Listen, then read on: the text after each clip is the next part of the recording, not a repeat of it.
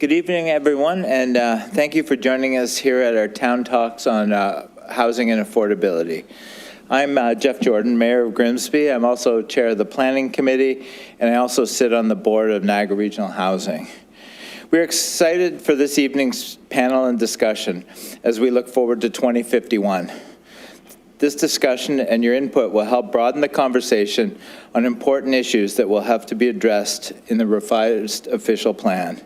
I want to especially recognize that we are joined by some councillors, Councillor Davoli, Councillor Howe, and Councillor Charwa. We also have Regional Councillor Seaborn here, and Member Drew. Oh, and Councillor Bradsey has just entered the room. Our distinguished panel is a group of experts in their field, and we are very glad that they are able to join us for this conversation. We have President of DeSantis Homes, Gabe DeSantis, founding principal of SVN Architects and Planners, John Van Nostrand, joining us on Zoom, Manager in Housing Operations and CEO of Niagara Regional Housing, Cameron Banach, Homelessness Action Plan Advisor for Niagara Region, Jeffrey Sinclair, Grimsby Director of Planning and Building, Harold Maddy, and our moderator from O2 Planning, which will be here soon, he's stuck in traffic right now, is Kiran Chiba. Before I begin, I want to acknowledge the lands that we are gathered on today. Grimsby is situated on treaty land. This land is steeped in the rich history of the First Nations, such as the Hattaway-Wendoronk, the Haudenosaunee, and the Anishinaabe, including the Mississaugas of the Credit First Nation. There are many First Nations, Métis, and Inuit people from across Turtle Island that live and work in Niagara today. The Regional Municipality of Niagara and the Town of Grimsby stand with all Indigenous people, past and present, in promoting the wise stewardship of the lands on which we live. And now we'll turn it over to Terry Donnie-Edwards, who will walk us through some of the context about how this panel discussion fits within our official plan review. Thanks, Terry.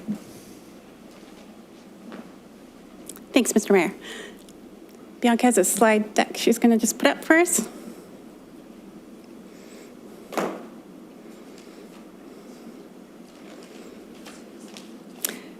Next one. So first, we just want to provide a brief context for the official plan itself. It's guided by many pieces of legislation. Louder? Sorry. There we go. Better? Okay. Sorry. Sorry about that. So official plans are guided by many policies, including provincial policies such as the Planning Act, the Provincial Policy Statement, the Niagara Escarpment Plan, a number of other various plans and policies by the province, as well as the Region's Plan that we have to consider.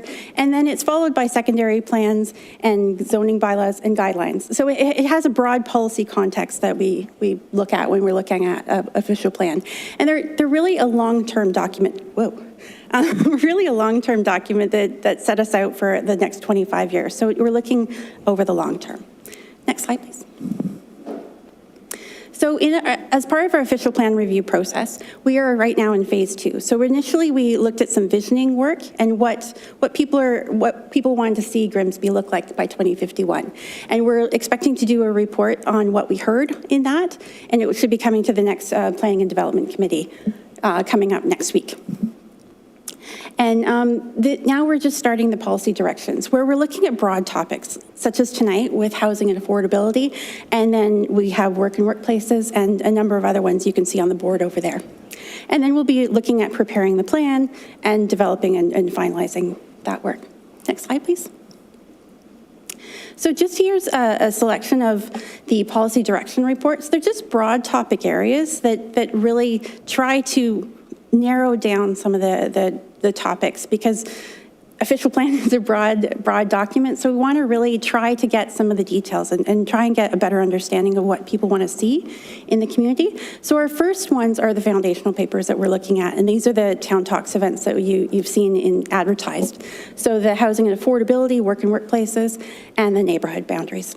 And then we'll be looking at secondary papers as well as other papers as well. The secondary papers look at some more details about our neighborhoods and the differences between the areas. climate change and sustainability, places and spaces, so some of our parks and those special areas that we all look at, environment and agriculture, and focusing on the downtown. So there's a lot of policies we'll be going to next. And then finally, there's some complementary papers looking at more detailed community facilities, moving around, as well as major transit station planning. So that's our go station area. So some of those final ones align with other work the town is doing. So that's why they're near the end, because we haven't quite finalized some of the details for how we're going to engage on those. Next slide. So potential official plan changes, we know we have some conformity work to do with provincial and regional changes. We have to look at a broader mix and range of housing that we have in Grimsby, looking at potential adaptive reuse possibilities, providing clarity and increased viability of secondary and third units on properties, as that is a requirement of the province, and also identify those opportunities for Grimsby's missing middle housing. And we'll, if you look at the policy direction report, there's some more information about that. Next slide, please. So there's a number of issues to consider because we all have a context that we have to develop our policies in. We do have a limited available land. Most of our development is going to be looking at redevelopment. We have the influence of the Hamilton and Stony Creek market on Grimsby's housing costs, that we do have a bit higher housing costs here, and evolving provincial policy changes. As we know, the province has changed a number of policies over the last few years, and that definitely is something we have to consider and react to as policy changes. Next slide. So tonight, and thank you all for coming tonight. So we'll have the panel go through initially and talk about some initial thoughts that they have. And then we will have some questions so you can see at the back and on the Let's Talk Grimsby page, there is a document called a policy direction report. It has a number of questions. Those are the same questions the panel is going to go through tonight. And we'll also give you an opportunity to answer give your thoughts on those questions, because we really want to get understanding of what people think of these larger questions. And you can, there's also a couple boards back there if you have additional questions to ask. If there's additional suggestions you have, please, there's Post-it notes on there. But, and then there's an opportunity to have, like, just broaden the conversation. If you have an email that you want to send us or further information, please send it to us. All that information is on our Let's Talk Grimsby page. And then next slide. So our next steps, so we have 2 other workshops planned right now. The first one is Work in Workplaces on February 6th. Next it will be, and that will be at the Southward Community Park building. In our third conversation will be February 8th at the Peach King Center on neighborhoods. And as I said, visit Let's Talk Grimsby, and that will provide you information, and it's constantly being updated. We've just been putting on the policy direction report discussion papers, so keep on checking because more information is going on there. And if you want to get email updates, we have an email sign-up page at the back of the room, so if you want email updates, please let us know, and we will continue to provide information to us. And there is the email for the Grimsby official plan process. So that's basically an overview of where we are tonight and what we're going to walk through. As Karen is not here yet, I think what we're going to do, and sorry, this is a little bit of a last minute change because Karen's not here yet. Maybe we'll start with our panelists, to start with Jeffrey to see if he can provide a short presentation on some of his experience with his work in housing.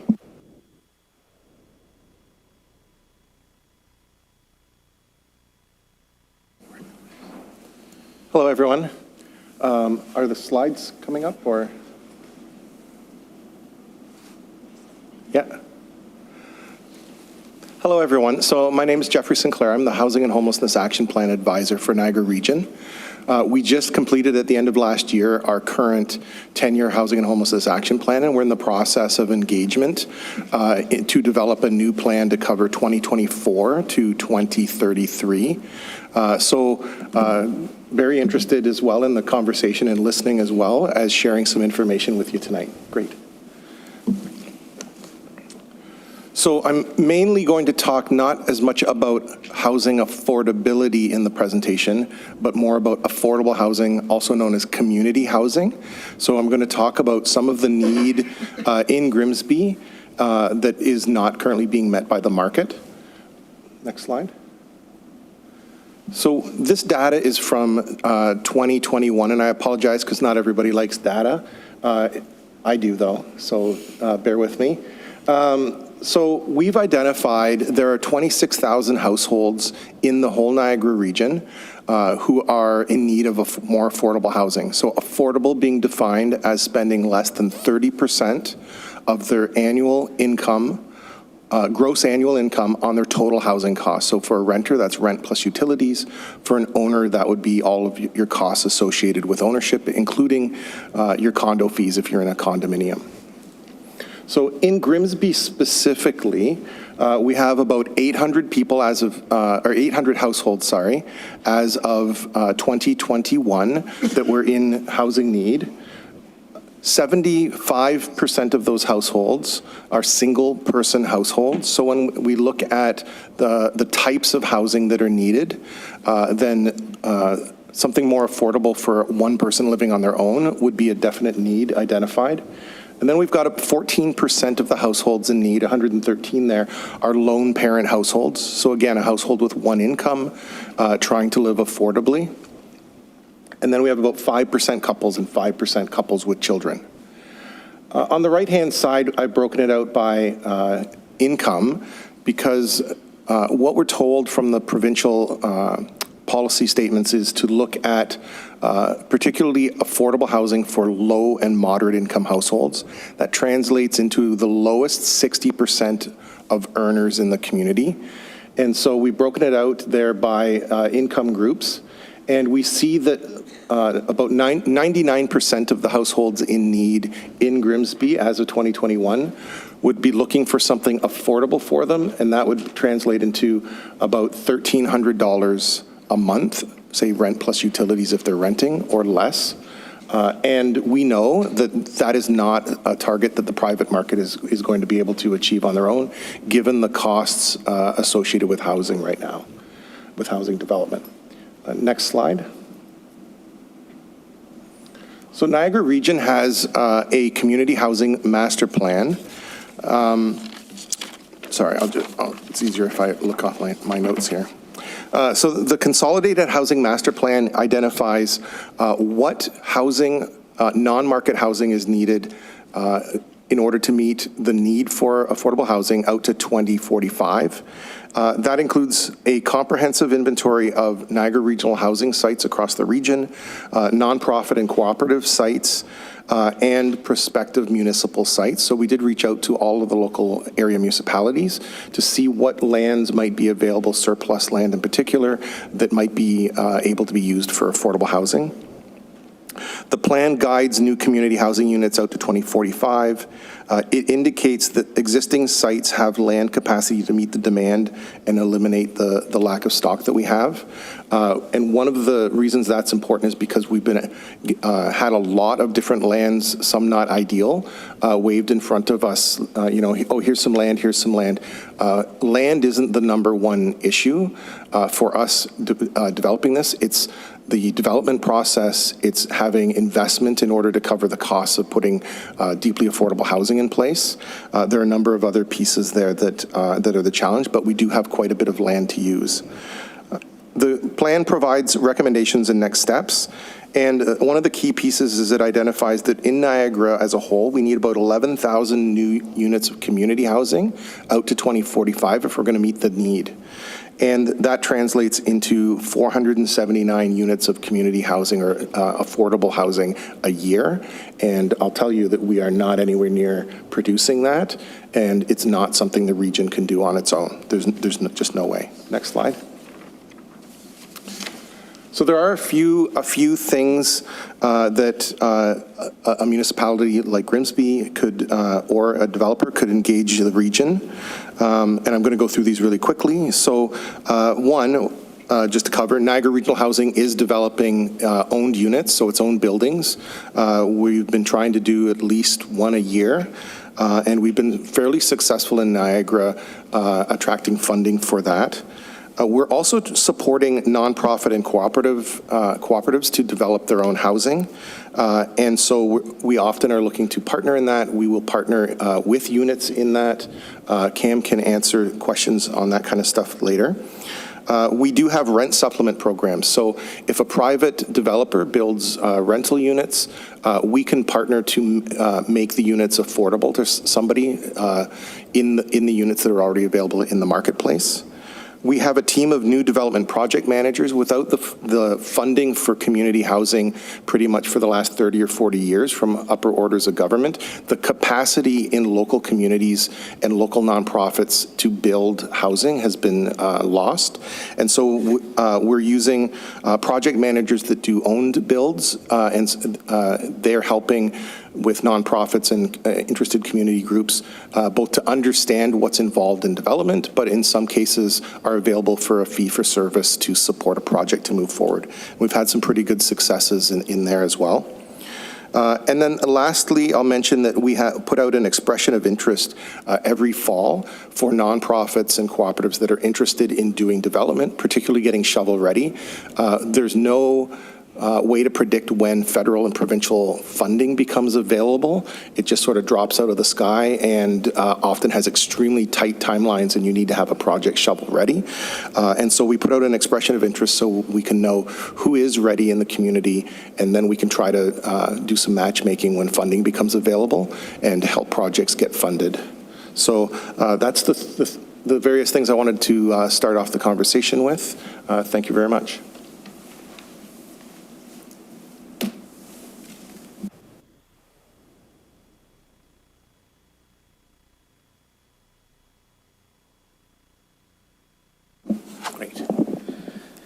Great, thank you. And I apologize for my tardiness. My name is Kieran, and I'm here to help moderate the discussion today. Thanks to all the presenters. I think that there's been definitely a foundation of information that's going to be helpful for this discussion to facilitate. But to start things off, I think that we have a few key questions that we want to start to incite some of the discussion. And we're hoping that some of the background material that has been presented to you helps to lay the groundwork. So with that, just to start out, given your experience, how can the town, sorry? We haven't had a chance to speak. Oh, I'm sorry. Again, I apologize for my tardiness. I will pass it over to Gabe. Thanks. Good evening, everybody. My name is Gabriel DeSantis, and I am the president of DeSantis Homes. Our company has been instrumental in building approximately 9,000 to 10,000 units in the Hamilton, Niagara, Halton area since 1959. I'm a second-generation land developer, home builder, and my 3 children are slowly making their way up the ranks if there's an opportunity for them in the future. Before I start my presentation, I really want to gauge the crowd I'm speaking to, and I would assume that all of us in this room here own a house. And if we don't, I would just like to see what the percentage is. So I assume everyone has an opportunity here to have a house or a rental property. So I'm here speaking for the people that are our future home buyers, that are the young generation future home buyers that I see have a huge problem getting into the housing market. And I'm also here, maybe some of us here have 30-year-olds still living in the basement, and I'm here to talk on their behalf.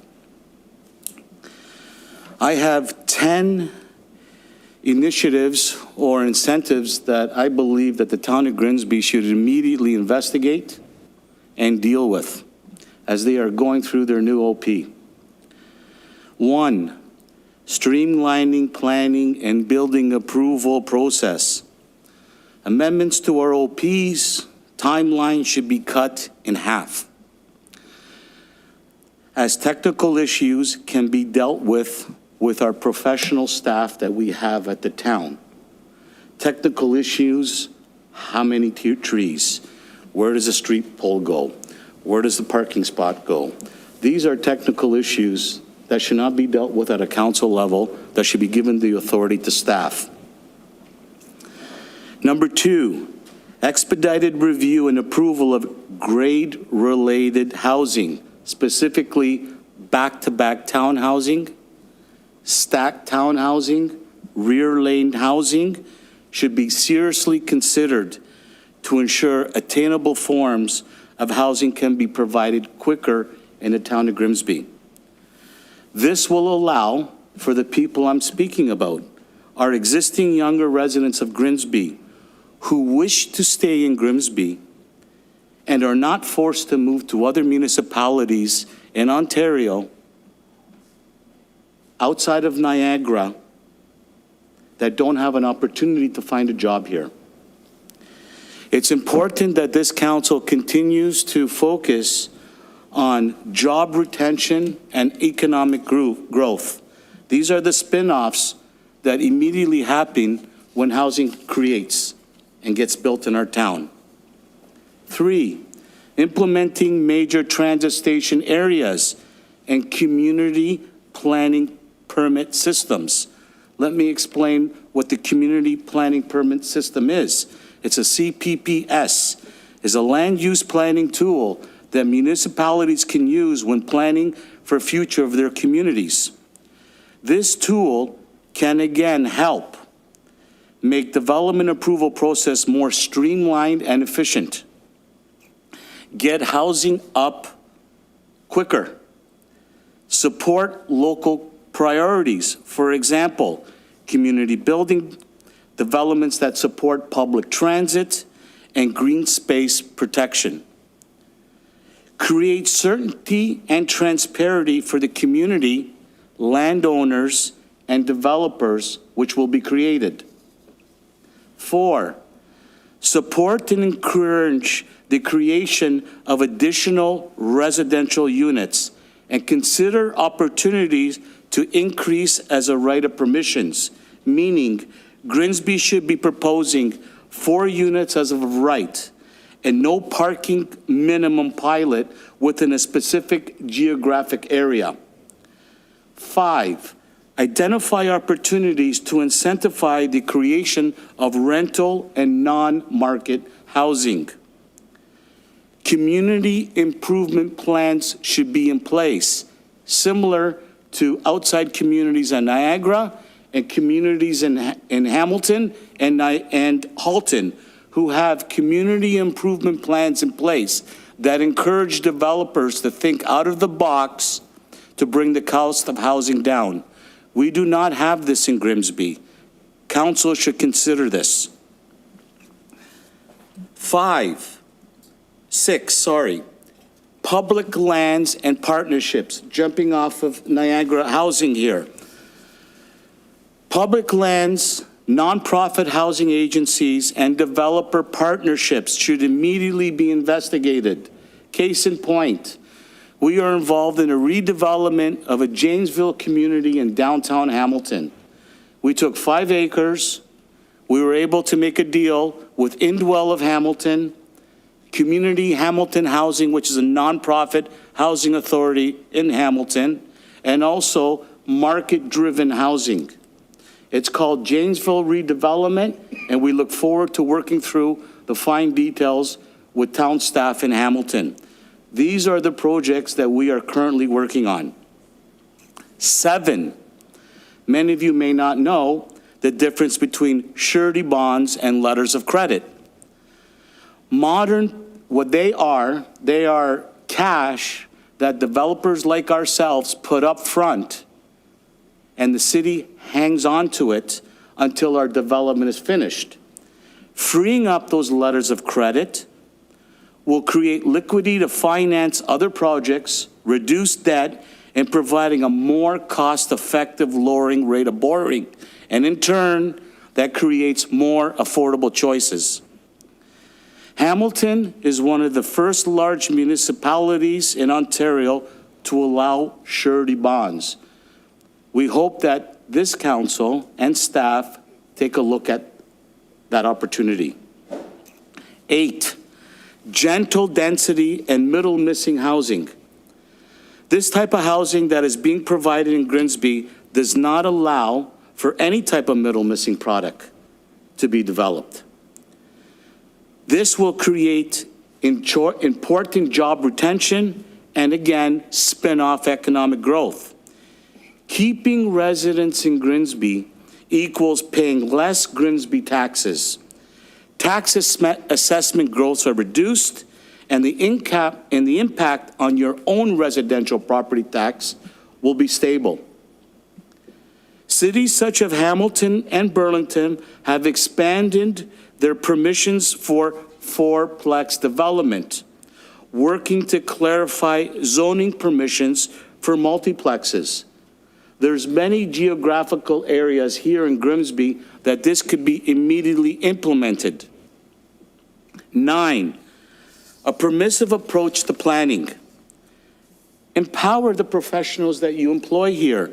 Empower town staff to utilize the powers to investigate by the province without additional input from council and on purely technical matters. Will expedite the site plan approval process. Zoning official plans should not be used to shrink wrap communities. It keeps them frozen in time. This is why we have a problem today. Our zoning bylaws do not allow us to be flexible in looking at immediately market conditions, meaning zoning should be a bulk zoning area without worrying about side yards, setback, front yards. These are all the technical issues that can be dealt with staff. 10, eliminating and reducing minimum parking requirements. Allow the market to decide whether or not we deliver a parking spot or not.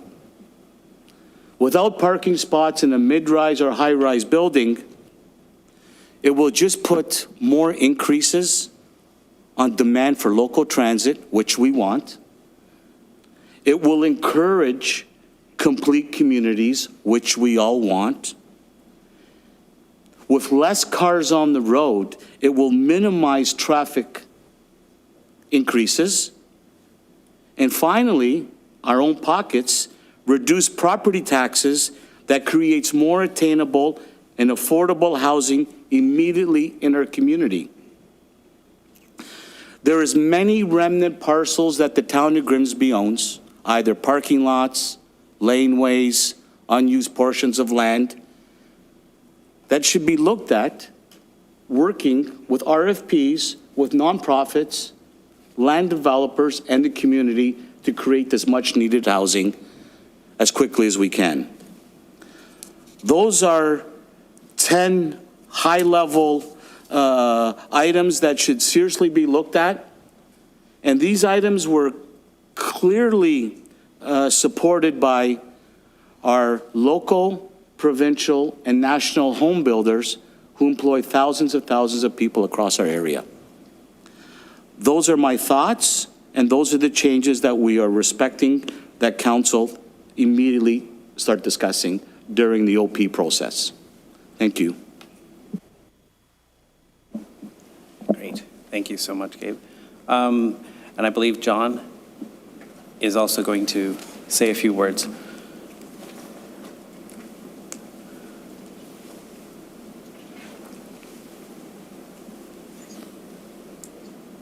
You can hear me?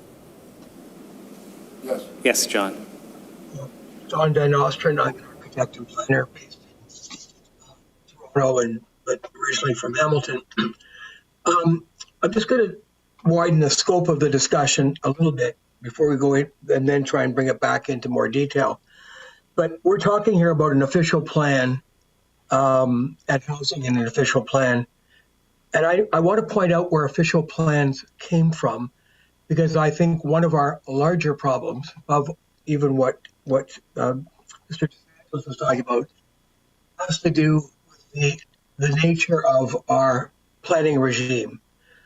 So the official plans, I mean, before 1950, when we had massive growth, first in 1905, the same level of immigration was achieved as was the last year here in Canada as a whole. So there were all through that period there was growth, significant growth, and first of all, most of the growth was through UK people from the UK, families who were and individuals who were actually sent out here by England to get rid of that problem at home and to try and solve it here in our cities.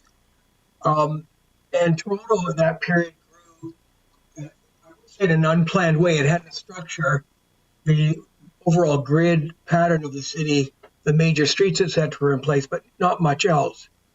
And what that meant is that people gained access to land directly and were allocated lots or purchased lots. My own family had a farm in the middle of Toronto that was subdivided in this same way in the 1930s. But where people actually, there weren't any regulation, particularly. So that is why I use the term unplanned suburbs. And by the way, called, I forgot his name, a geography professor at McMaster, who I remember before this is over. He's written a lot about that period of the unplanned suburbs, and it's pretty interesting. And that includes portions of most cities and towns in Ontario, including Grimsby. So there was an unplanned beginning to Grimsby. These are the parts we now love to go back to and return to and decorate and now are sought after areas. But they were happening in quite a haphazard fashion. So after the Second World War, British planning was sent out here. London itself went through a major plan in 1953, and that planning was sent to Toronto just afterwards, 1954-55, and created the first official plan for Toronto. And that is a model that was followed in all the provincial capitals and subsequently in all of the secondary capitals. And in a third version, down to smaller communities, generally speaking, smaller communities such as Grimsby. And the idea, what has resulted from that is that about 35% of the houses produced under the official plan are owned, and the additional John, 65%. John. Yeah. Hi, John. Sorry to interrupt you. It's just that your connection is rather choppy. Oh, And so I know, so it's very hard for us to follow what you're saying. oh my God! I don't know that. It's the age of technical difficulties. Okay. Can I just? Maybe what we could do is. How's that? Why don't you try for another minute and see if we can catch you, and if not, then I'll let you know. Okay. Well, I'm just taking my earphones off. Sometimes causes. Is that any better? No. Unfortunately, not. Okay, well, I was talking about official plans, generally speaking, starting with the very first official plan that was for Toronto, which called for the demolition of much of old Toronto, old in 1950, and its replacement by fully planned communities such as Don Mills. And Don Mills built out the whole idea of the planning process Sorry. Hi, John. Sorry, I apologize. Yeah, you're still in and out. Oh, shoot. Yeah, it was working for a bit. I'm sorry, but This has been a terrible day. Okay. Why don't you move ahead and I'll try it. yeah. What if we could do? Well, if you don't mind, maybe checking your connection, seeing if you can make things work a little bit better. What we'll do is we'll start maybe the discussion then. Oh, Okay. and I'll pass it to Harold.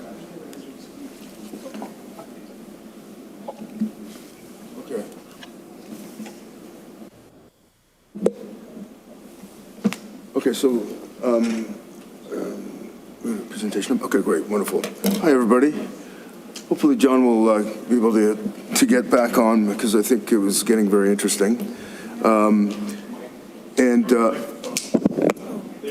Okay. I can correct things in real time here. Wonderful.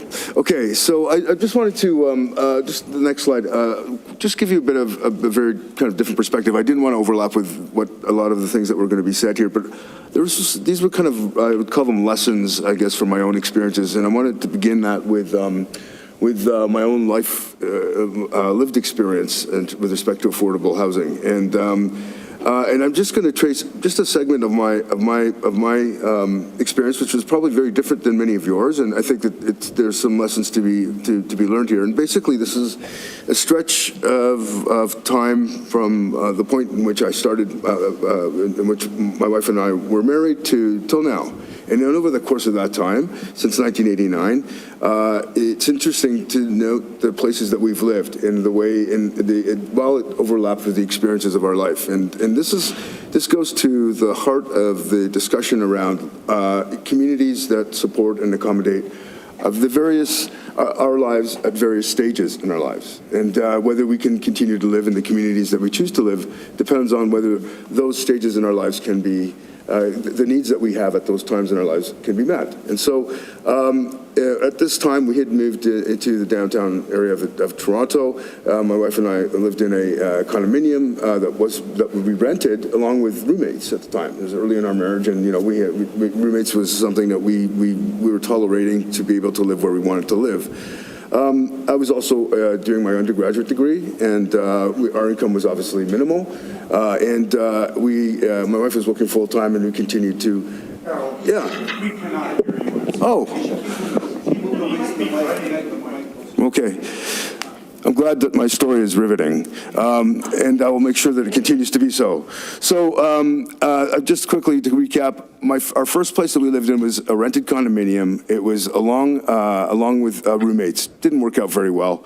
We were lucky enough to get out of that situation, but I was in school at the time, and my wife was working full-time, and our income was not significant. We moved into a condominium that was significantly smaller, 400 or 500 square feet, and we were very happy living without roommates at the time. But it was even back then relatively expensive. I don't remember what the rent was. Then we were lucky, a friend of ours suggested we could move into a place that had rent control. So we moved into a garden apartment. These were two high-rise condominium developments that we then moved into a rent-controlled walk-up garden apartment. We don't build these buildings anymore, but this was something that is spotted all over the Toronto, and there's a few of them here in Grimsby as well. But they'll sometimes have an elevator or no elevator, depending on how tall they are, but they were commonly built in the 50s and 40s and earlier. And we were very happy there. We had quite a generous one-bedroom. We were paying, I think, at the time about $400 a month. We managed, the apartment was so generous that my wife was able to carve up an entire space of the living room to be her work studio, where she began her business. We lived there for some time, about 10 years or so, and then we decided that we were ready to make another move, and we moved to a location right in the heart of the downtown that was a bigger apartment because my wife's business was expanding and she needed a bigger studio space. And so we lived right above a storefront on a Main Street type house, type building. And we lived there for some time, quite happily, right in the heart of the city, and in quite a generous place. But then we finally I went back to school at the time also, and so we weren't able to afford anything that we could purchase. But shortly following that, I did land a job, and income was regular, and we were able to afford, and this is common for many people in the younger generation, afford the carrying costs, but weren't able to amass a down payment. And this is back in the 90s.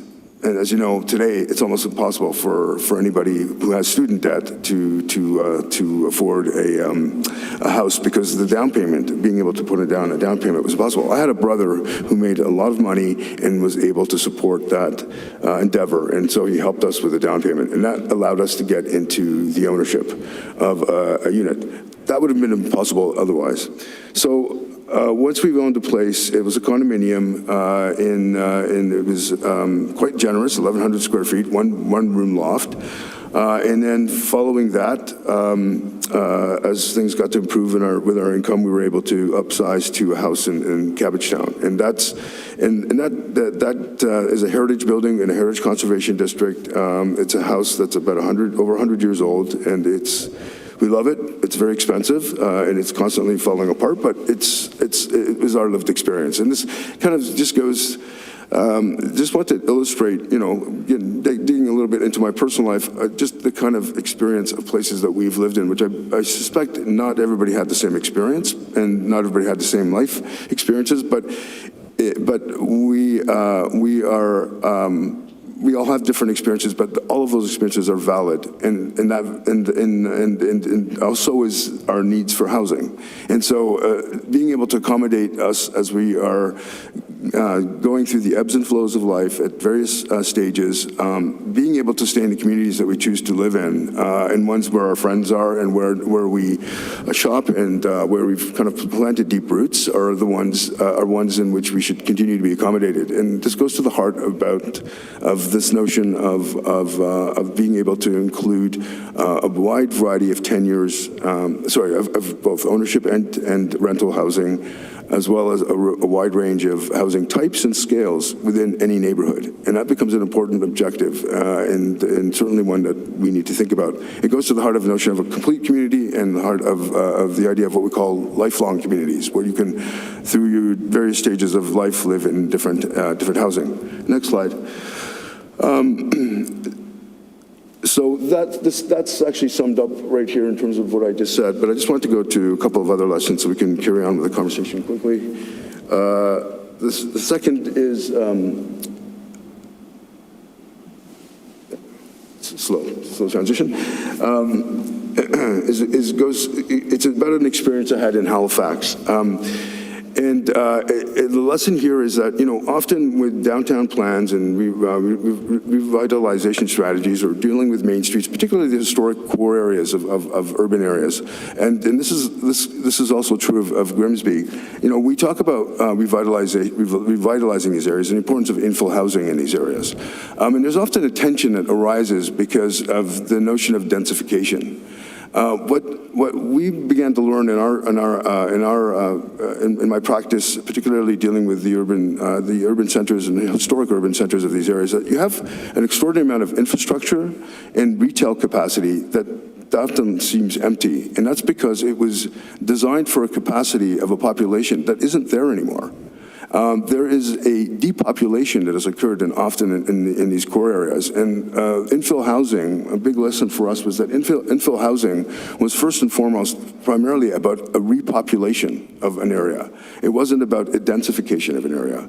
It was about repopulating it to a critical mass, the critical mass of people that it once supported, first and foremost as a priority. So I think that one way of us thinking about downtown Grimsby and the historic core of Grimsby is that we need to get to a point where its critical mass, or its magic, its kind of its point of where it was most glorious in its function. What density of population was there at that time needs to become a priority, and we need to move quickly to get that population back in place to support the businesses and infrastructure that has been built to support that density and population.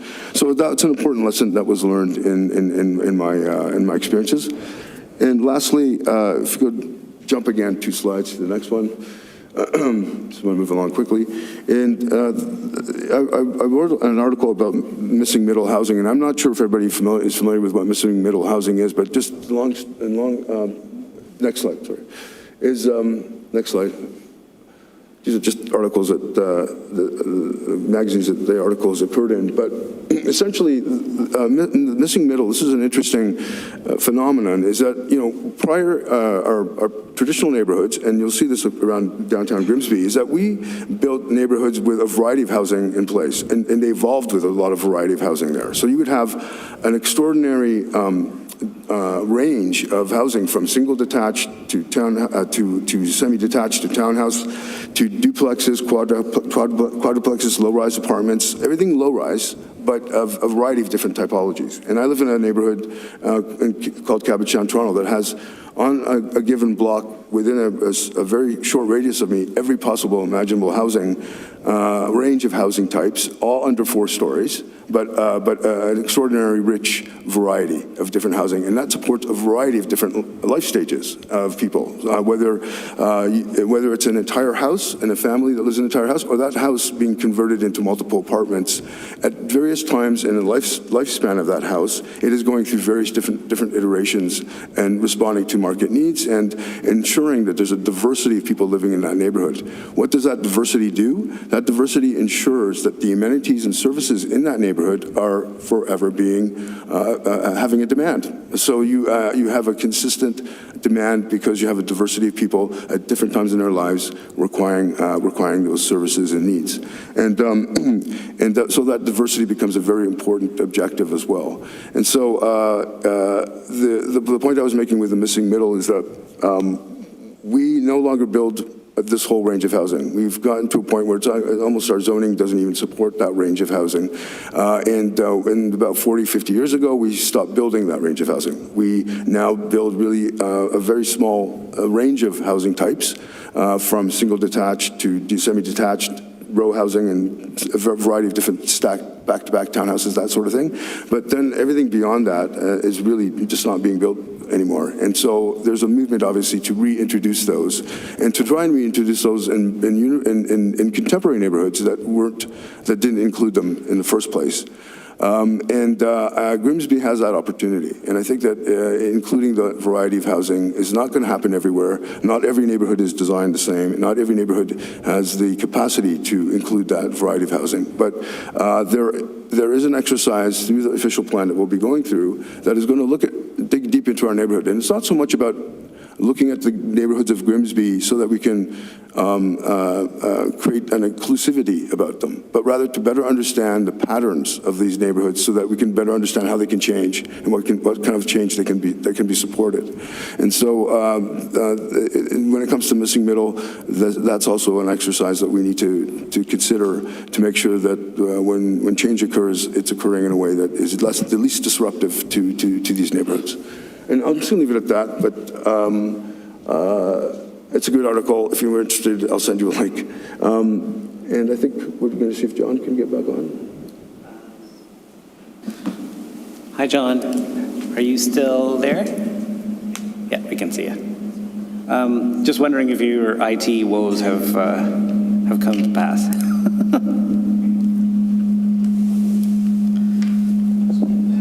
I don't know, you'd have to judge for yourselves, but I haven't been able to do much.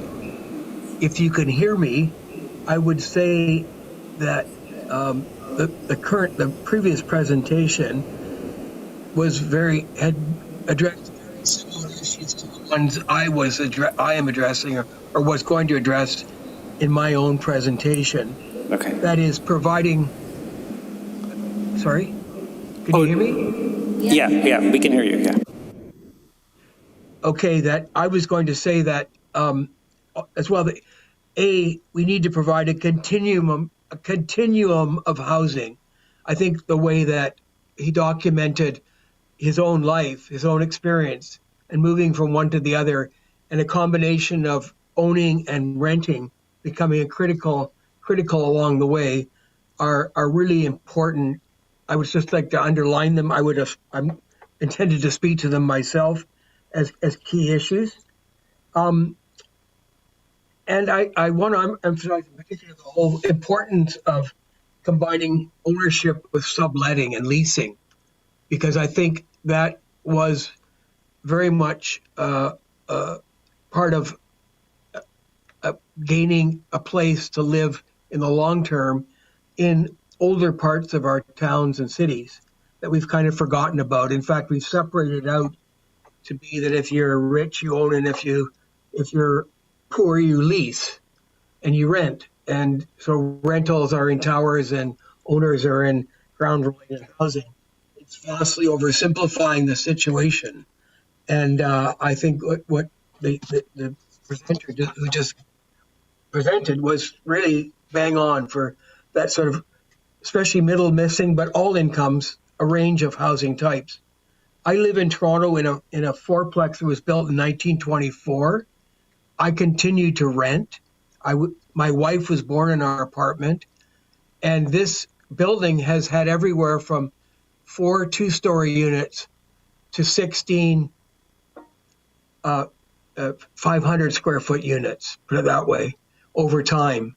And it's been a fantastic building to live in and it's socially wonderful. And it's a real model, I think, for what's missing today. And that's, I think, from my point of view, are the key additions I'd make to Harold's talk. Great. Thank you, John, and I'm glad we got you back. And thanks for everyone for the presentations and the insight that's going to help to inform this discussion. Sorry, a bit of echo there. Maybe I should stand further back as opposed to closer. Anyways, we'll get right into the discussion then, because I know we're running a little bit late. And so the first question is really regarding the Grimsby Plan itself and how it can foster more housing opportunities. And to overlay that, I think that there's been some really great insight on the potentials of the different building types and opportunities available, but also about affordability. And so with that, I think maybe if I could be so bold as to suggest, Gabe, if you could start, and I would really encourage Jeffrey and Kim to participate. Does John have his mic on still? I muted him. Oh. Right. She muted him. She muted him on her end, so Can you guys still we're having a technical problem right now. Is there?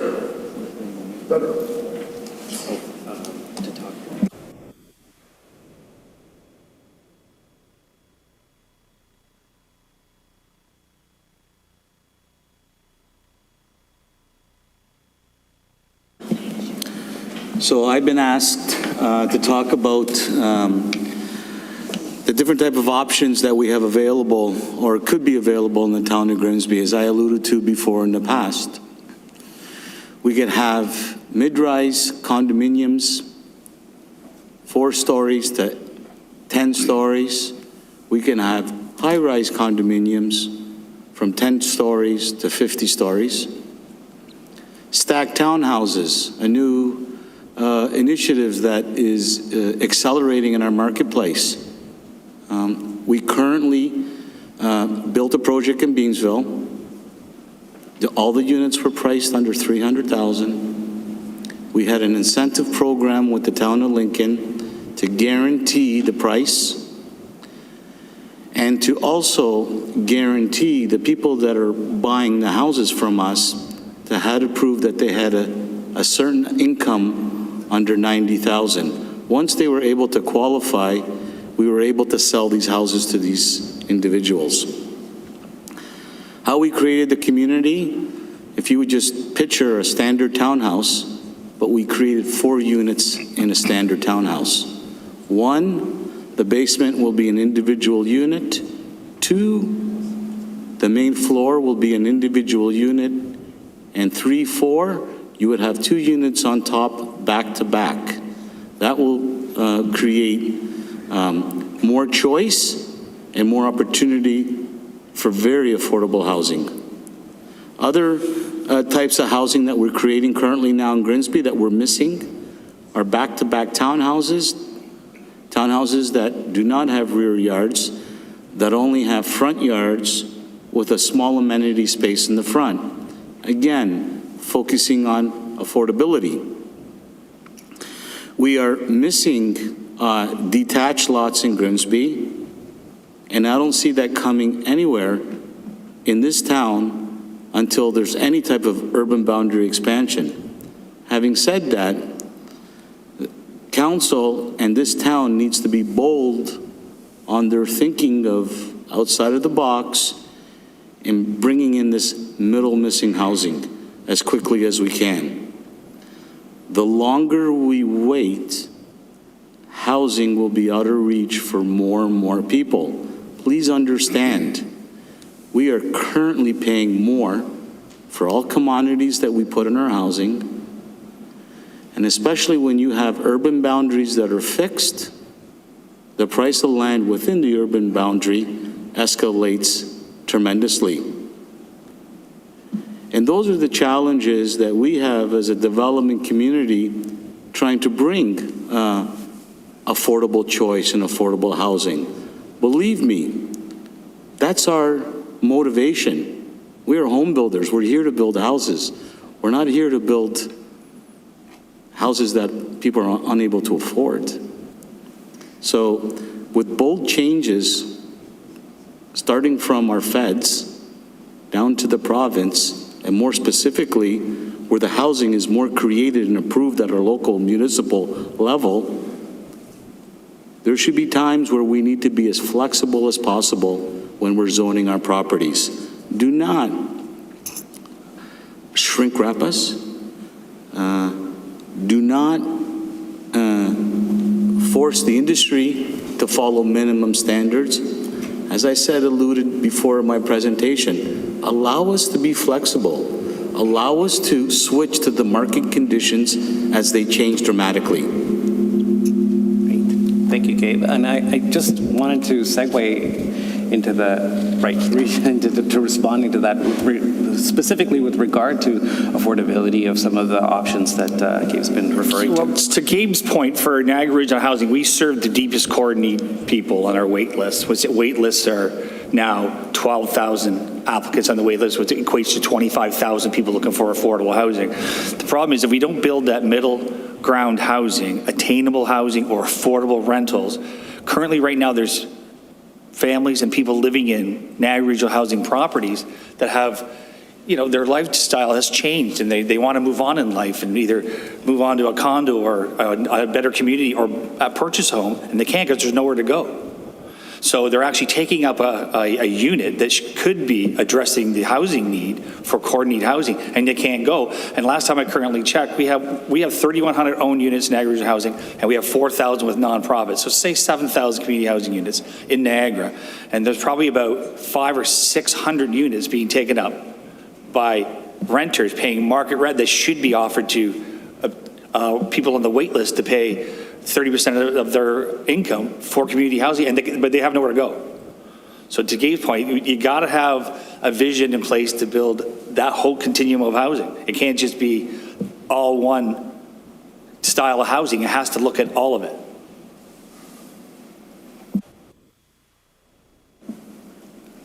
Harold or John, would you like to add to that discussion, or we can move to another topic? Yeah, I think it's an important one. Let's just, I think, the official plan is offering us an opportunity to do all of this. And I think that we have a common goal, and a common goal is to house people, as many people as possible, and to ensure that that's affordable, and it includes a variety. And we can see where the opportunity is, and I think that what has been alluded to in these presentations thus far is that we know that there are going to be obvious growth areas around the transit station, around the downtown, where there's some density already there, and there's some room for much more. The interesting areas, the ones that we need to address in the official plan are the other places in town, and the ones that are existing established neighborhoods. And I was alluding to the fact that within those established neighborhoods, there's definitely opportunity for densification. It's going to happen in what we call gentle and invisible densities. It will occur in ways that you won't even notice, but there will also be some subtleties in ways in which middle housing could be, where we include a broader range of housing within those neighborhoods, and that would be what we'd call gentle density. And I think where the really interesting opportunities are in the connective places along our main streets and along of our main corridors, where we can think about, something not as tall as what we'd see maybe around the transit station, but something in the middle ground, and that will support a transit line, for example. We need to see transit in Grimsby, a real transit corridor that would link the GO station to the downtown at a minimum, and that would be along a corridor where we need to see some significant density, and all of that would be, of course, taken with care for transitioning to the neighborhoods and ensuring that it's done with design excellence and that it's actually contributing positively to the town and to the experience of the town. I'll leave it at that. Thank you. I think that, and John, if we can get you on, I think the next topic might actually be a little bit, it could benefit from your insight as well as Harold's. I think it refers to, directly talks to character. So one of the big important things to consider when we're thinking about density is to think about the character of Grimsby and how it is that we can envision additional housing to respond to the character of the town, which is definitely a point of concern. So, John, maybe we can see if you can contribute to the conversation with your IT concerns.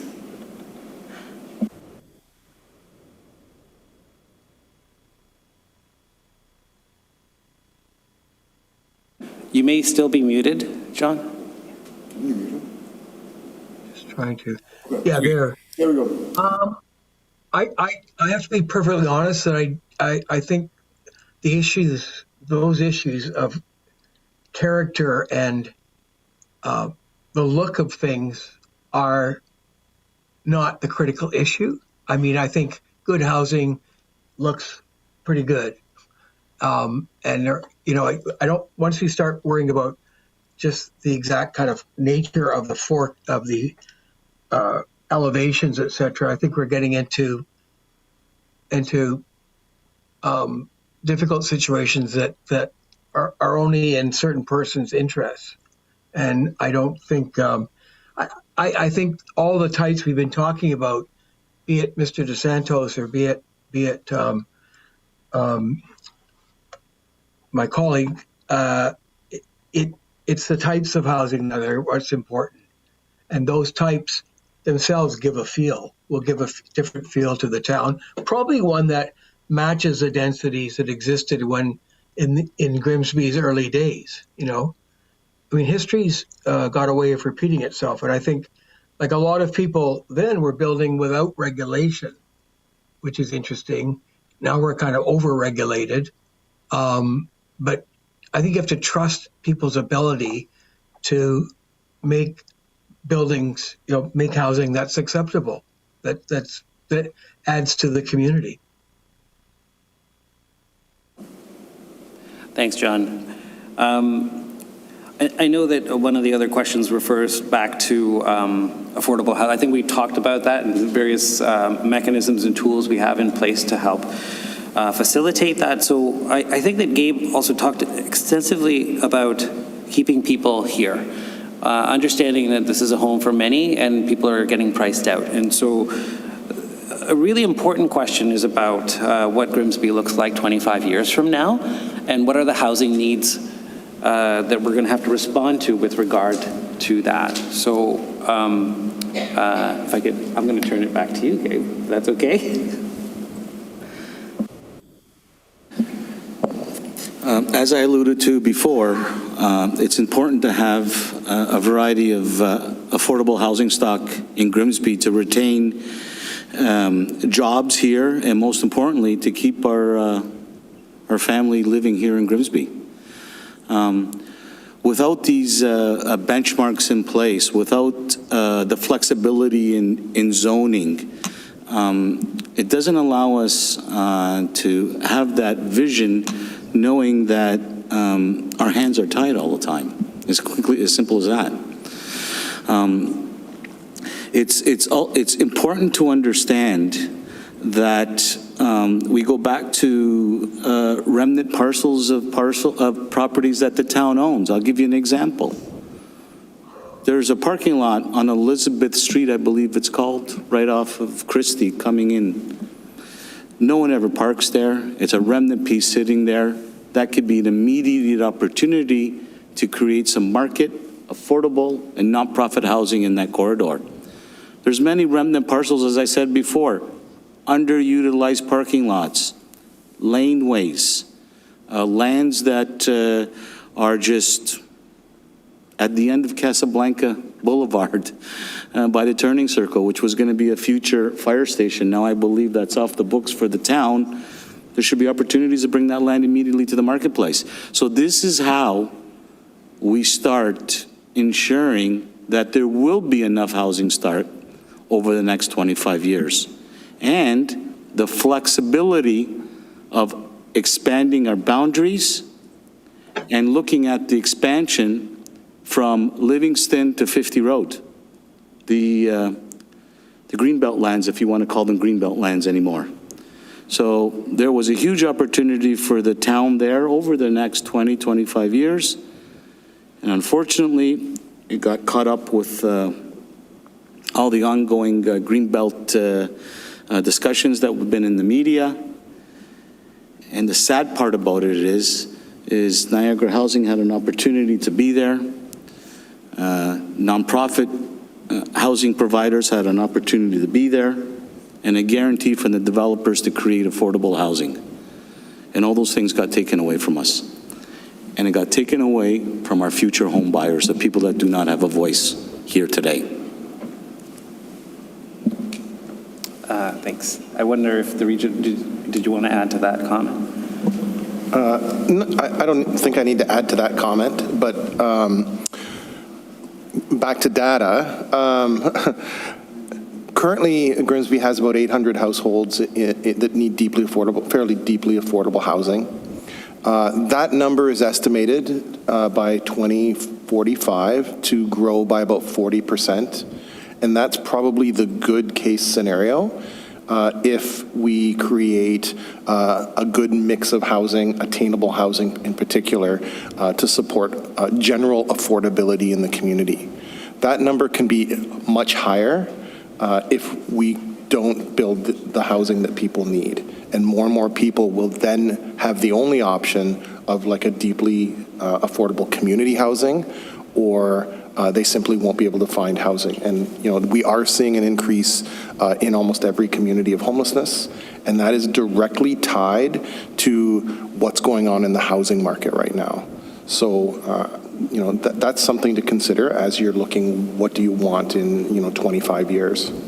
What do you want your community to look like?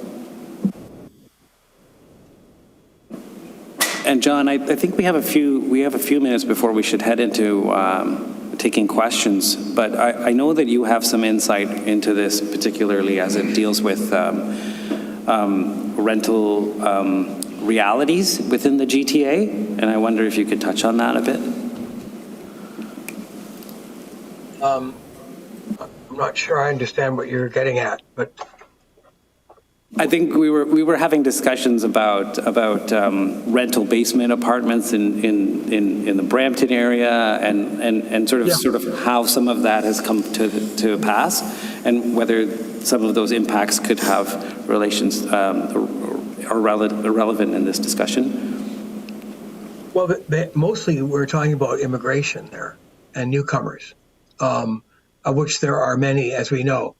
As many as there were in 1905, as I said, back, and other it's the high point of immigration So there's a high point of need for where those people can get a start. And I would have thought that it would meant that we need more forms of housing that can grow as they grow. What I mean is that they can start small but enlarge over time. And in fact, we've been working on a building that does exactly that by allowing, we just subdivide a floor plate and allow people to buy lots. And then people can buy one or two. Once they get more than two or more, they can rent out a lot or a unit. So they determine the subdivision of the floor plate. And I think that form of housing generally is really missing, where you can change it, because everybody's life changes, but the buildings we provide are not very good at changing at all. They don't. You need a jackhammer, or you need, so one has to start by thinking about how they would change if they could. And if you're building a concrete structure like a tall building, you've got one unit size to work with, and if you want to add another to that, it takes a jackhammer.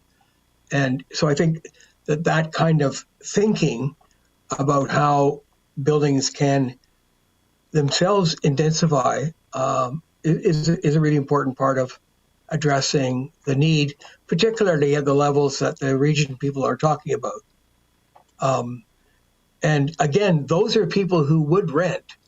So their opportunity is to rent from people who need that rent to own their house. So I think that's a really important relationship. In Toronto, at least in any Canadian city before 1950, somewhere between 35 and 45% of people built their own homes, and 80% of those homes had at least one rental unit. And that's indicative of the way and those are neighborhoods that we now flock to because they're interesting. And I mean, Mr. Addy's talking about, Cabbagetown. Cabbagetown was started by a number of immigrants, or Irish immigrants, who were moved to the north of the city and given a garden, a lot big enough for a garden. And then they built their own houses gradually over time as they could turn the garden into profit. And now it's a sought after neighborhood for wealthy people because it has the character, the real character in it, not the character that we've guessed at. So it's a really, really important time right now to think about that group and about how, I don't know what the economies they could be agricultural economies, for example, in Grimsby, and other sorts of economies that are going to need their help to flourish. And that's the start. Economy is the start of new communities, new forms of housing.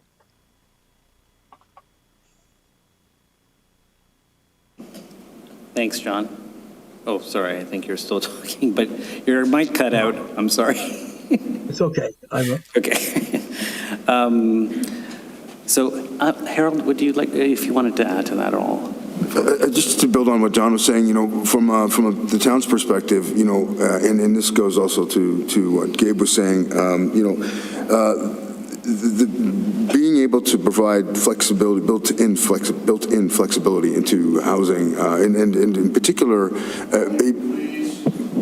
being able to provide for built-in flexibility, and it's amazing to me that the developers today, and if maybe they are starting to do this, don't already include ready-made units, accessory units in the housing to help home buyers be able to afford the carrying costs of a housing. So if they might, it's an important part of, I think, the affordability formula to be able to have a revenue property these days. And having that as part of a new construction seems to make a lot of sense. If, as John suggested, a lot of the new housing built back in that era included accessory units. So from the town's perspective, we have to have the enabling policies to allow that stuff to happen quite easily and seamlessly. That doesn't require a rezoning or even a variance. And so there's got to be maybe some creative thinking on our end about how we have enabling zoning that has either a range of discretionary decision making that can be done by the planners and is a kind of a delegated authority, and then there might be a design review panel or something like that deals with some of the details. But there's ways in which we can look at a more flexible way of streamlining the process. Thank you. So I believe that was very incredibly informative, everyone. Thank you so much. But I think that we'll now switch over to asking those of you who are able to join us if you have any questions that you'd like to raise to the panel. Yes, sir. Do I take the mic? Yes. Humor them.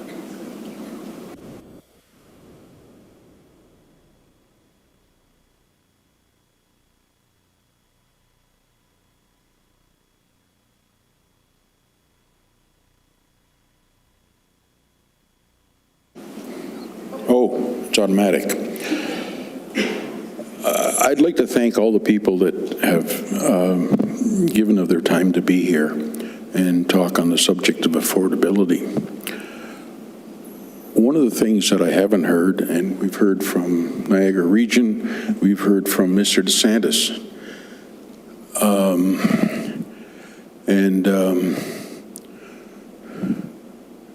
these name plaques need to be bigger so we can actually read them. There seems to be something that's missing in it. To me, it seems rather gross. No one is talking about protecting the current crop of rent-controlled properties. Rent control in this province doesn't exist anymore. And it's almost like it was done deliberately to allow the developers and the builders and the landlords to run roughshod over what we currently have as affordable housing.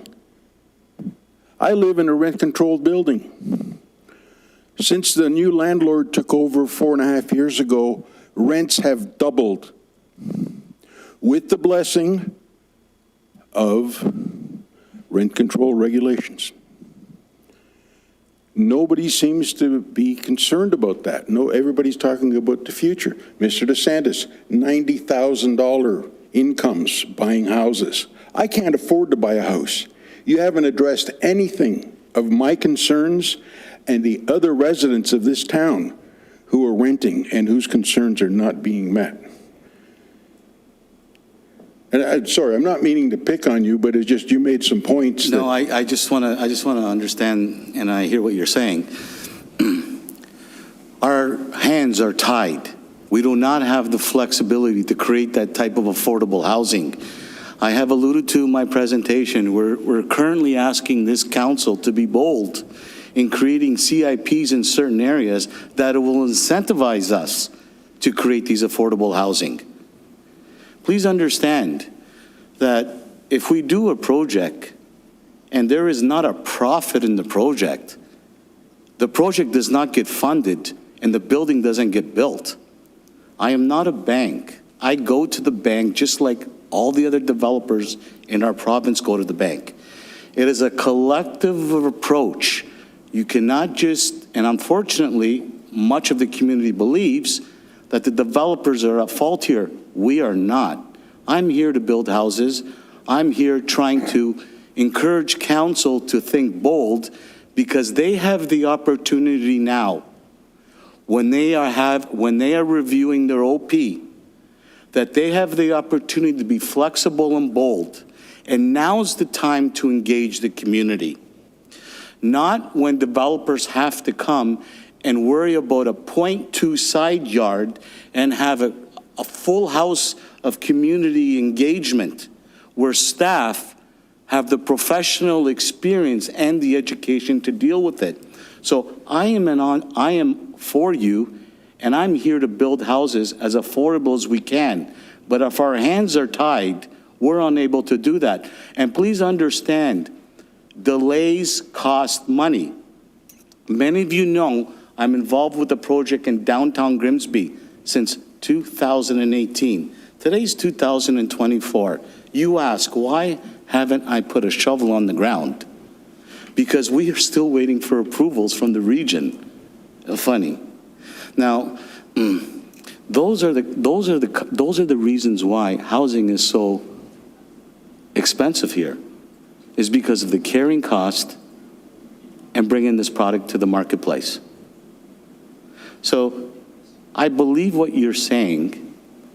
This was a program that the town of Lincoln had in place, and we used that program.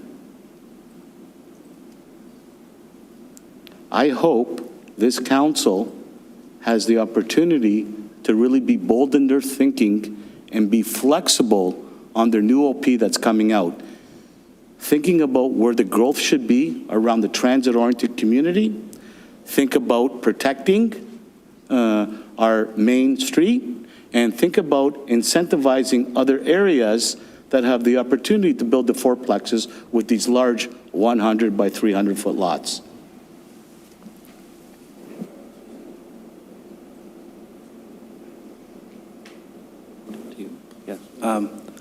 I believe Harold has some words. Just quickly, I think you're, to your point, you know, it's interesting because obviously we're not going to be able to touch on all the topics, but your concern is actually a concern of not just myself, but quite a few people. We're on one hand talking about building middle housing, but on the other hand, we're tearing it down. And so there is a bit of a contradiction going on out there.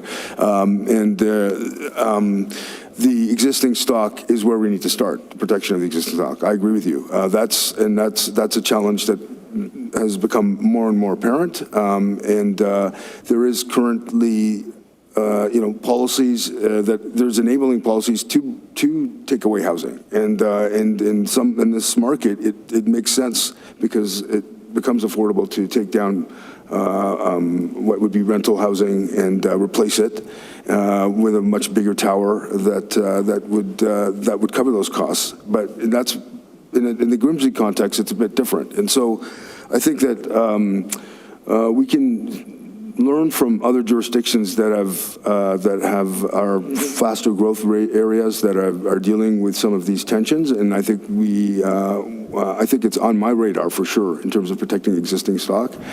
Some of that might be heritage stock as well. And not to suggest that heritage is the only way to protect out those buildings, but there has got to be some other way in which we do that.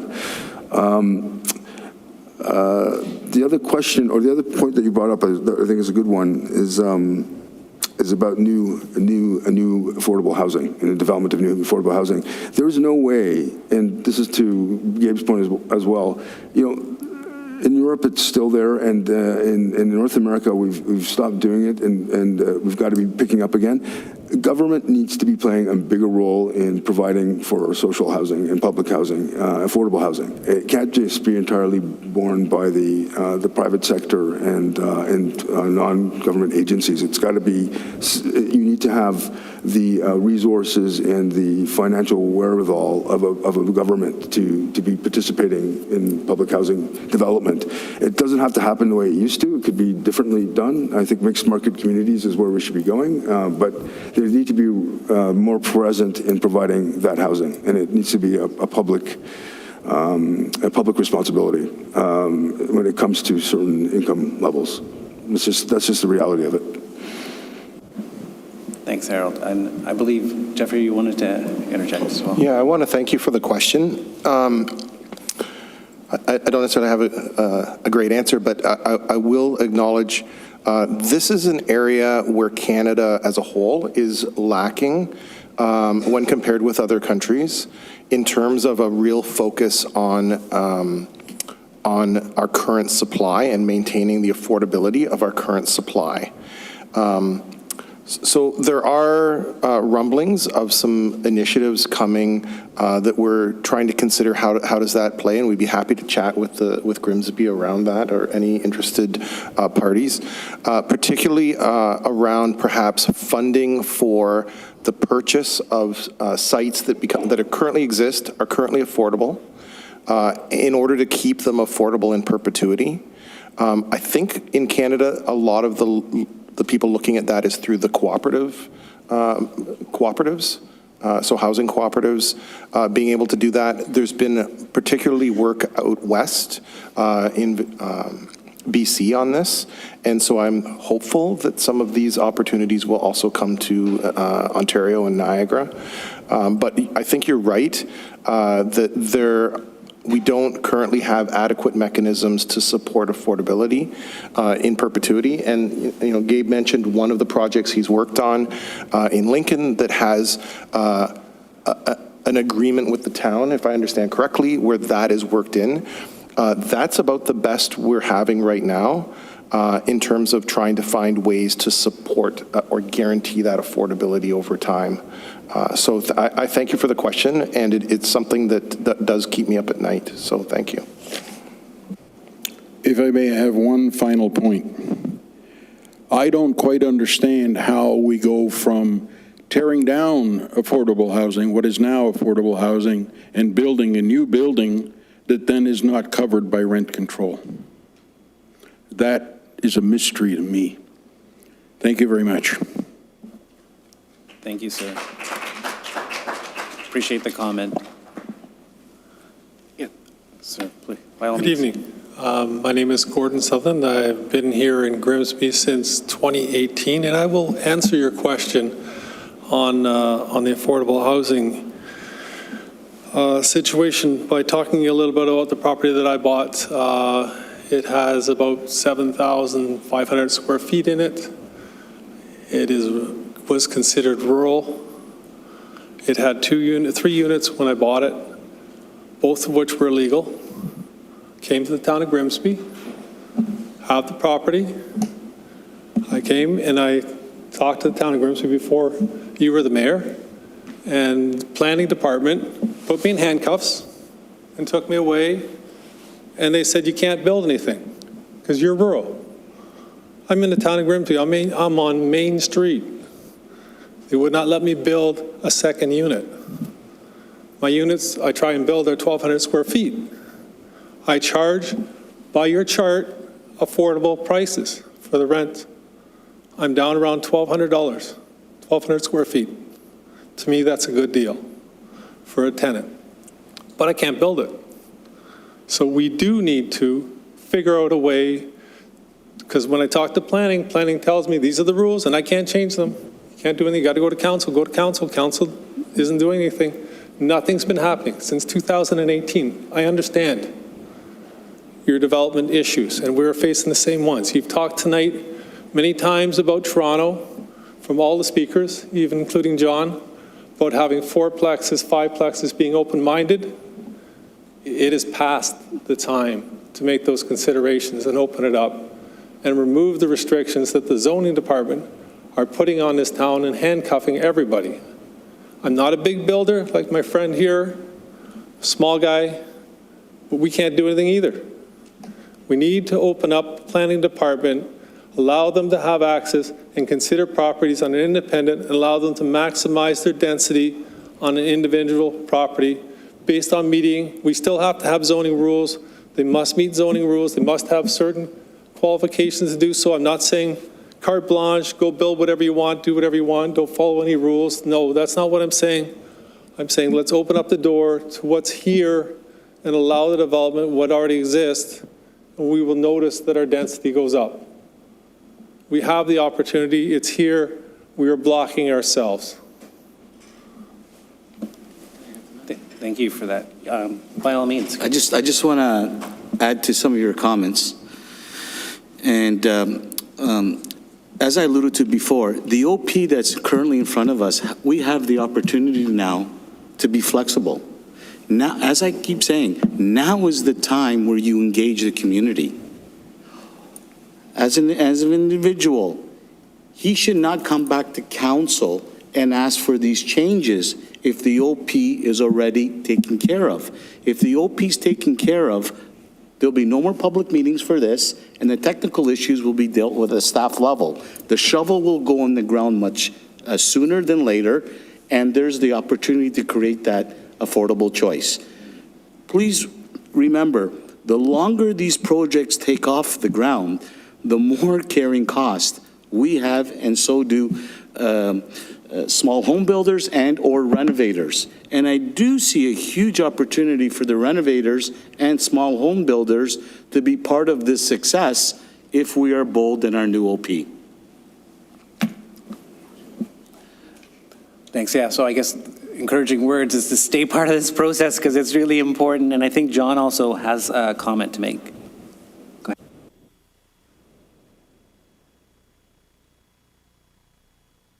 ahead. Might be muted again.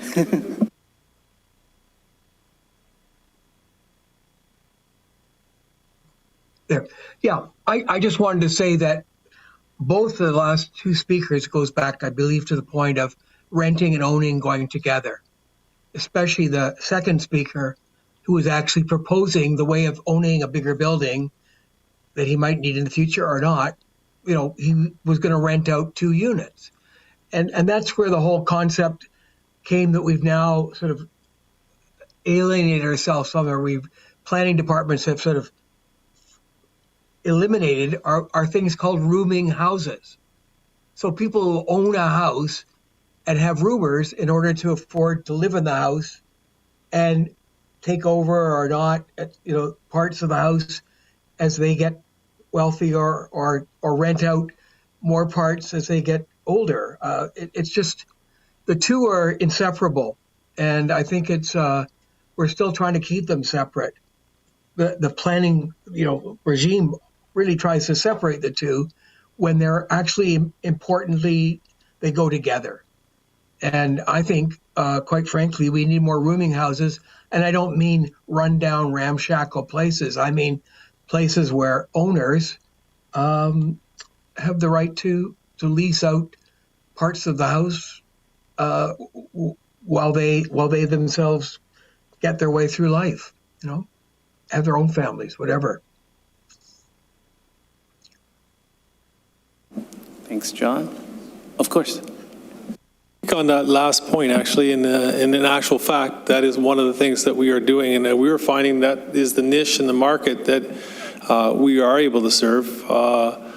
What we've done with our property, as it's so large, is we brought in and separated little sections of the house. So what we found that the people want, the new people trying to get out of their basement, their parents' basement, they want their own bathroom, and they want their own bedroom. They're Uber eating. So they're not cooking in a kitchen. So we have these big, glorious kitchens that nobody's using, that we've built. And so what we've done is we built one large kitchen. We have 5 tenants in the house. Each one has their own bathroom and their own bedroom. So they're all en suites. They share a kitchen. And then what we want to do is build the second unit, do the exact same thing. And this is what we're finding in the niche in the market. And this is where we're able to charge rents that are under $1,000. And get people into affordable housing. To me, that's how to do affordable housing, because people don't need to live separate, but they want their own separate locked-in space in their own bedroom with their own bathroom. They don't like to share a bathroom. So that's what we found. That's great. It's a great example, really, of exactly what I'm talking about. Thank you. We have time for a few more questions. Comments?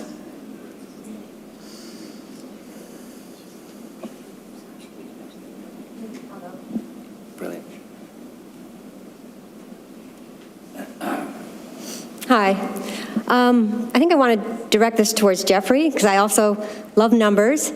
And I see 28,000 people in Grimsby right now, and in 2051, we're supposed to have 37,000.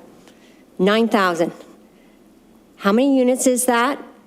Of what kind? I want to see this plan And then you have 600 people right now who need affordable housing, and there's another 40%, so 840, maybe 1,500 of those.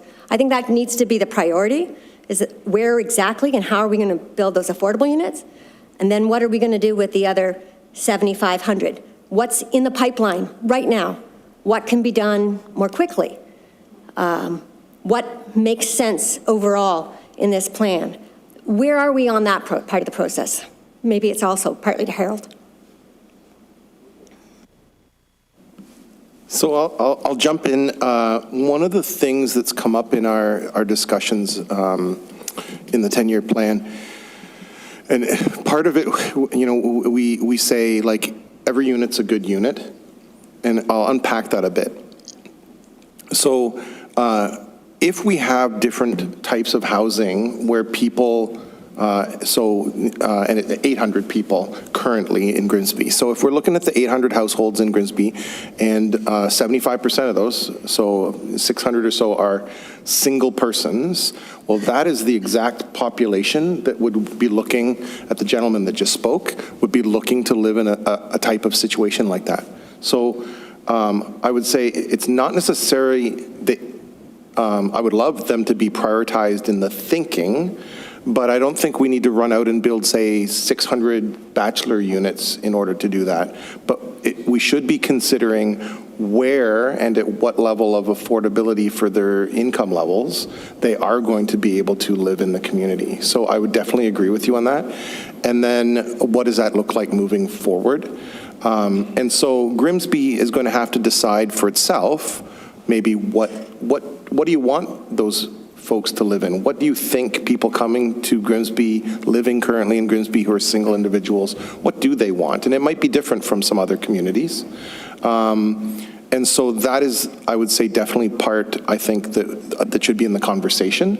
But I wouldn't necessarily just start there like, let's build that or figure out that first, because what they do, what people do for affordability will change given what's going on in the marketplace. So if it is easier to rent in someone's house or to find situations for roommates or different types of situations, people will start to gravitate to that, and the market can respond to that. Or, or the non-market part of housing can respond to that. But I wouldn't necessarily start there. Does that make sense? Or if you have any other question? Okay. Absolutely. Harold, did you? Okay, that's a great question. And in the official plan process, we're largely in determining a visioning. It's a visioning exercise, and we're trying to put in place the enabling policies to help bring that vision to realization.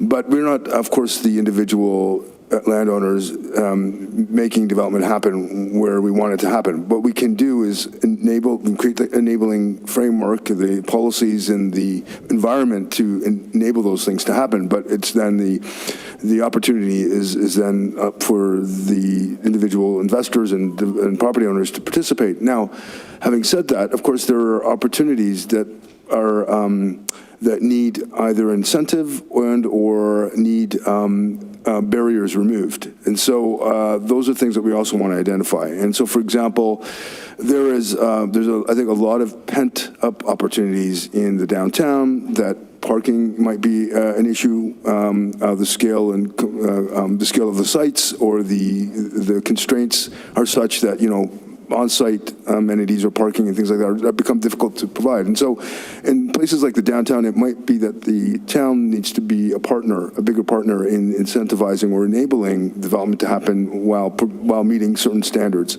or standards need to change. So there's a whole bunch of different things that we have to look at on an individual basis in different locations of the town, where we have to question what it is that we need to do to not only enable, but also incentivize or remove barriers to bring the vision to fruition. So I'm quite excited about some of the opportunities. I think I'm a big believer in charrettes and in visioning exercises, that once we have identified opportunities for growth and change, that is going to be positive for the community, that is not only going to not only going to bring housing to the community, but also is going to engage in opportunities for enhancing the public realm and for bringing public amenities and benefits to the communities that are impacted. That's the kind of development that we're looking to create, that with each new building, the town feels like it's getting better, not worse. And I think that there is an opportunity for the town to take initiative on visioning areas that need some creative thinking and some coordination and aligning of ideas. And sometimes a picture can speak 1,000 words, and a good vision and a compelling one. I've been involved in a lot of those that can help accelerate change in certain areas because they bring a compelling idea that people get excited around, and it starts to happen. High school lands for our visioning exercise? You just took my thunder away. Jeez. I think, yes, that's definitely one. The high school lands, I see a huge opportunity for this Get your hands off the high school lands. to start putting some pen to paper, to start creating an RFP, to reach out to the development community, to say, hey, what can you do here, and how can you partner with nonprofits, and how can you guarantee certain prices based on incomes? How can we do this? And if we're able to meet these benchmarks, then you're the developer we're going to partner with. We've did it in Hamilton. It's happening in other municipalities. It should happen here. If not, then the land gets sold directly to a developer, and the developer follows what the market wants. This is the time for the town to start thinking bold, as I said in the past, to look at bringing partnerships together. Yeah, to that point, those partnerships for Niagara Regional Housing are key. You can have the land all you want and say, here you go, even if it's site plan approved, here you go, build affordable top 2 deciles and address that need for the community, and it would still not address that need. You need incentives, else you won't be able to address your deep core need for housing. So it's partnerships and incentives from whether it be the town, CMHC, federal, and provincial. We've done it with all 3. So incentives are key. Great, thank you. Do you have a question? Howdy, howdy.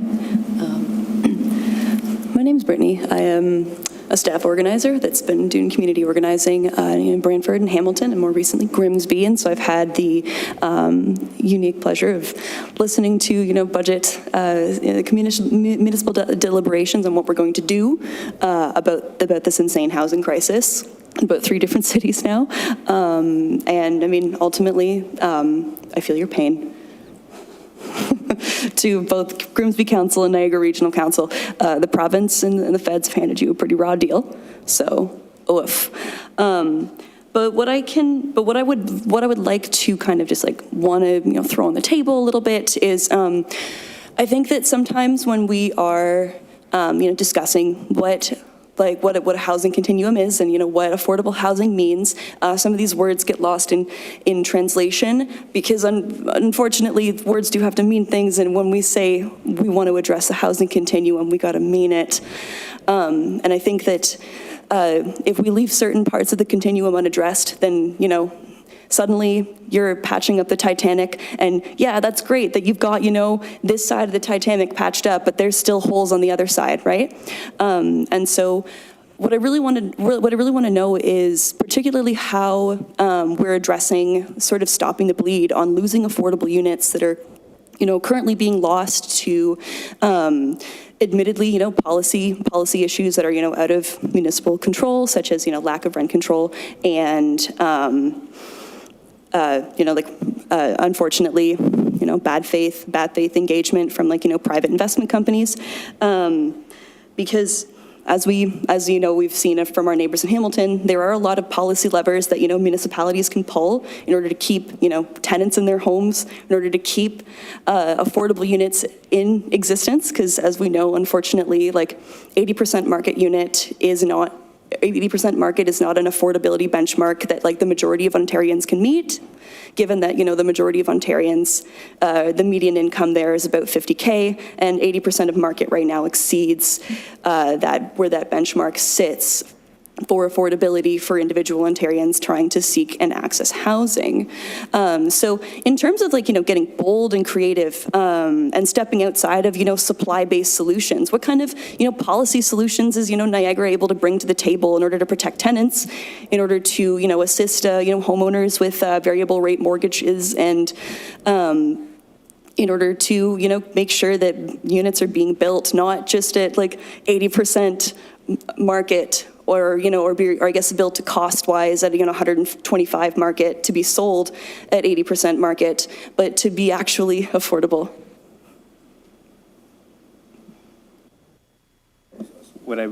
Can I defer that to you, Jeffrey? For at least a start. So easy question you've asked there. And I would say, so first off, thank you. I'd say a lot of that is probably not able to be addressed within the official plan. There's a lot of other mechanisms at different orders of government that need to be built to, or tweaked to address that. One of the things I will say you can do, and I would strongly recommend within the official plan, would be it's really important to disaggregate the data. And so one of the things we've traditionally gone when the markets weren't completely crazy, we've gone, and the way the province words it is you go with the less expensive of the two ways of calculating affordability, right?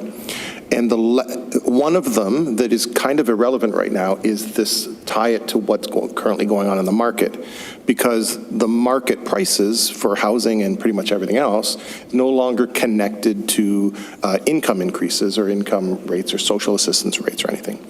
So then we have to use the other option, which is tying it to the incomes of low and moderate income households. And so I will say Niagara Region is one of the few communities I've seen, and I've been in working groups across the country, where we've standardized looking at the different income deciles. So we're not just targeting the top income earning household in the moderate level and saying what we build for them will be affordable for everybody who earns less than them, because that actually doesn't make any sense. And I'll give an example of why this is important. So vacancy rates in Grimsby right now are around 3%. And 3%, pretty good vacancy rate. Once you're about 2.5%, that's considered healthy. If you disaggregate that data and you look at it by rent quartile, the lowest 25% of rentals in Grimsby have a 0% vacancy rate. The next 25% have a 0% vacancy rate.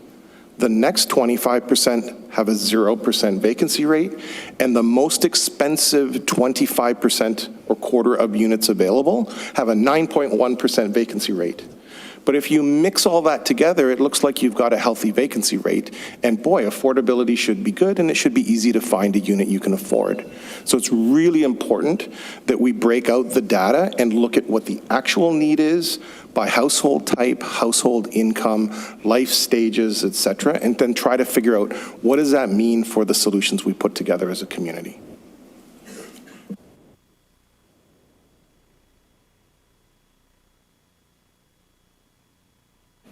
Sorry, did that answer your question?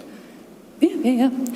So I mean, I look forward to working in partnership with and seeing Niagara Region continue to bully the province to pay their fair share and make some more social housing.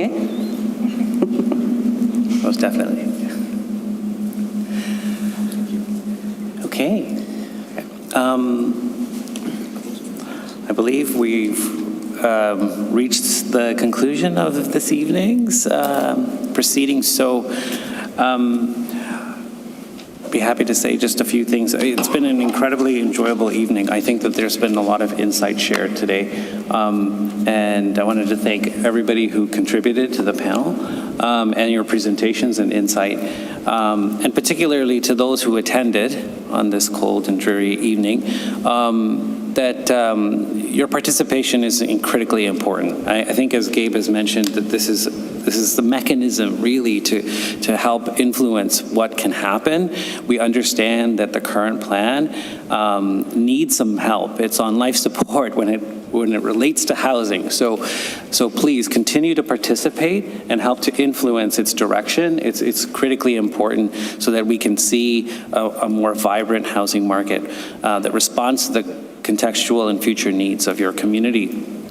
And with that, I'd like to close with some comments, some final comments, if I may. yes, I will turn it back to members of the panel if they would like to share any final comments, starting with Gabe. So I want to appreciate and I thank everyone for coming out and listening to us today. I'm here to try to create more housing in Grimsby. I'm here to provide more jobs, and I'm here to create a better community and to bring the GO train to Grimsby. That's the purpose. And this official plan that's in front of us today will allow the town to set strategic direction without forcing every development through political and technical processes. Why should a landowner continuously come to council and ask for approvals? Now is the time to be flexible on our OP. Creating that certainty into the official plan creates transparency in the community. The developers know what to expect, the community knows what to expect, and our elected officials know what's coming. Those are my final thoughts and comments. And as this council knows, I'm here to work with everybody. Thank you. Thanks, Gabe. You're fine. Yeah, Jeffrey, would you like to say anything? Harold?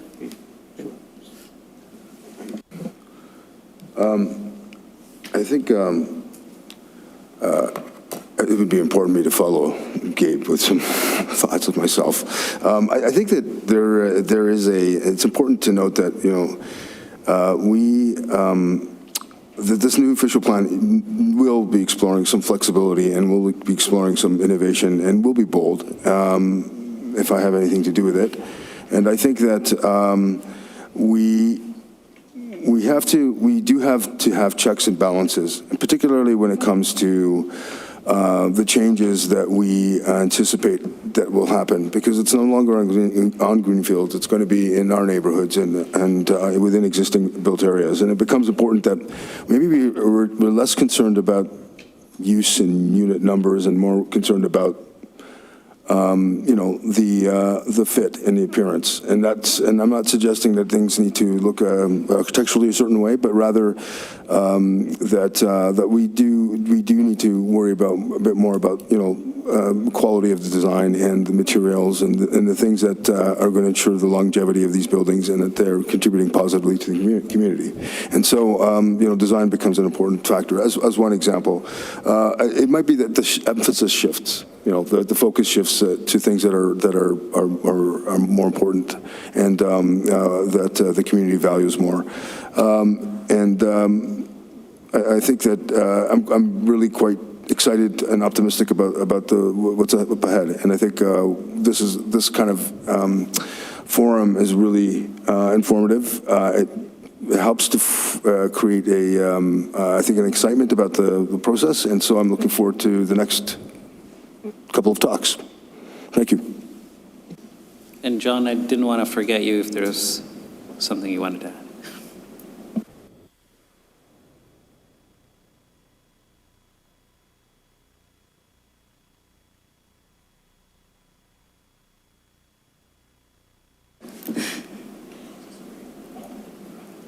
Sorry, you're still muted.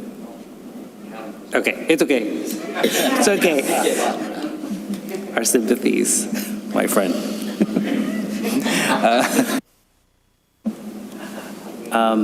So Terry, would you like to say a few words? We just wanted to thank you again for coming out tonight. Just a reminder again, on Let's Talk Grimsby is all of the discussion papers for download. There are the questions that the panel was asked. So please look at those questions, provide your input to us through the Let's Talk Grimsby page, always, or you can always email us. Our next event, again, as I said, is on February 6th on Work and Workplaces at Southwood Community Park. And our third event is going to be at the PKC in the auditorium, and that is going to be on neighborhood. So please join us for those events if you can, and please continue looking at Let's Talk Grimsby because there'll be lots of information coming forward. Thank you again so much.